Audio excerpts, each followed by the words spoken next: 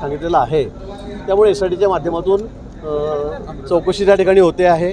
अतिशय पारदर्शीपणे चौकशी त्या ठिकाणी होते आहे आणि म्हणून त्याचा भाग म्हणून त्यांना बोलवलं असेल.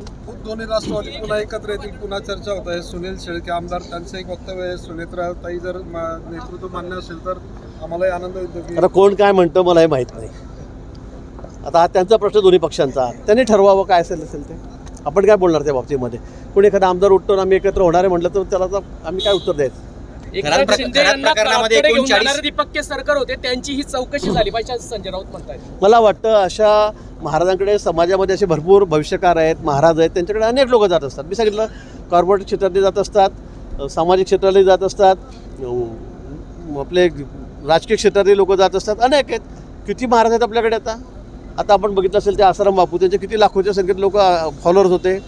राम रहीम बाबा, त्यांचे लाखोचे सगळे मोठे मोठे लोक असतात, इंडस्ट्रियलिस्ट असतात, सगळ्यांना आपलं भविष्य बघायचं असतं. तर तिथे कोणी असं गेलं असेल तर याची चौकशी करा, त्याची चौकशी, मग तर भरपूर हजारो लोकांची चौकशी करावी लागेल आपल्याला. यामध्ये मला वाटतं यात मेन कल्प्रिट कोण आहे, मेन गुन्हेगार कोण आहे हे शोधलं पाहिजे आणि त्याच्यावर कारवाई झाली पाहिजे. एपिस्टनला मारला तसा खरातांनाही मारू शकतात असं विजय वडेट्टीवार म्हणतात. कोण? मला नाही वाटत, त्यांना पूर्ण प्रोटेक्शन आहे, त्याची काळजी करू नका. आता काय वडेट्टीवार काय म्हणतायत, नाना पटोले काय म्हणतायत, ते विरोधक आहे ते बोलतील. खडसेंनी म्हटलं की केस सरकार वारंवार खरातांना भेटलेले आहे, त्याच्यामुळे संशयाच्या भोवऱ्यात आहे.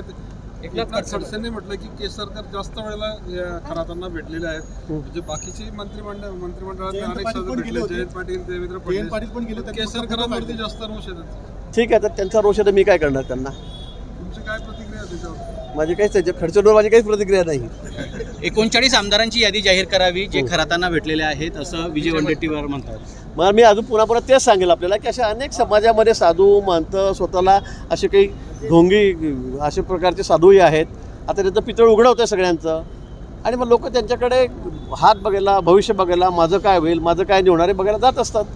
त्यामुळे मग त्यांची चौकशी व्हावी. मला वाटतं हा एक थोडा वेगळा भाग आहे. तर कोणाला काय वाटतं हा त्यांचा स्वतःचा एक वेगळा विषय आहे. अकोल्यात सिलेंडर न मिळाल्यामुळे एकाचा बळी गेला अकोल्यामध्ये. प्रकाश आंबेडकरांनी टीका केली. कसा बळी गेला म्हणजे काय झालं? रांगेत उभा होता, हां, त्याचा मृत्यू झालेला नाही. या बाबतीत मला काही माहीत नाही, पण मला असं वाटतं की आता लोकांनी फार पॅनिक होऊ नये.